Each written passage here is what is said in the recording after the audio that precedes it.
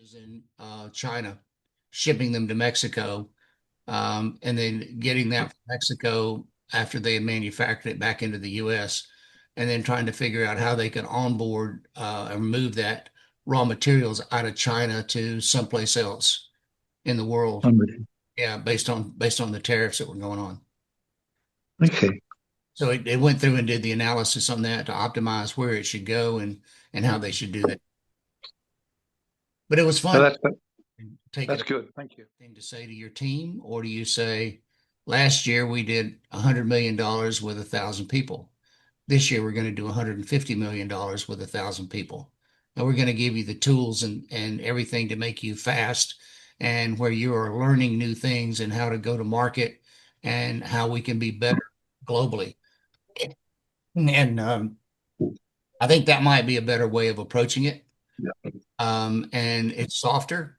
Now, will you ultimately get to the point that you may have to let a few people go? Yes, we were dealing with a company last week, and they had a call center, and they optimized all the calls in the call center. 68 or 69 agents, if you want to think about agents that work in parallel. And a parallel agent is going to be much, much, much more accurate than a agents that work serially.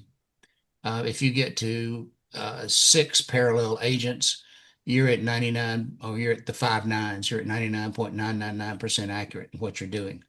I still, with AI, I would run it back through a Ago on venture capitalists who are saying that the one way to get your business plan rejected is say you've used AI, because that means that you haven't done your own thinking.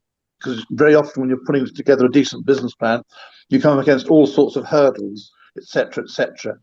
So the point I'm trying to make is there are some horses for courses and there are others which don't work.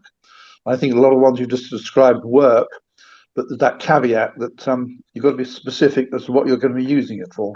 Well, yeah, I mean, Nigel, you're absolutely right. I mean, AI for the sake of AI makes no sense. It's AI that's doing a specific task, has been vetted, and you understand the control plan. And if not, yeah, then you do have to do the replacement. There's an article in, I want to say the Washington Post, but it could be Wall Street Journal, that white collar, entry level jobs over the next 3 years are going to start to really disappear because AI can do a lot of that entry level work. And so we're starting to see that. And I think that sets expectations as well. So, change management is part of adopting AI. And so you have to deal with the non-technical aspects of it and the human aspects of it. And I think we have to do that in an empathetic way. But I also feel like put out a ban on GitHub saying if you are an agent bot, if you are using OpenClaw, please do not engage. Please do not push a PR request. We have some easy bugs that are out there on our bug list. We know how to fix them. They shouldn't take somebody more than an hour to fix, but we are intentionally leaving them open so that new developers can sink their teeth, build up their skills and have an opportunity to contribute. And there's been a couple of other software companies that have said the same thing of, well, real estate for you, right? Yeah. All right, we can do that. I think we've had a few of those. I know Michael Albright's daughter, he trained her up. Michael, you want to talk about how to use some of these products in real estate? And Michael may be driving. There he is. Nope. Yes, maybe no. All right.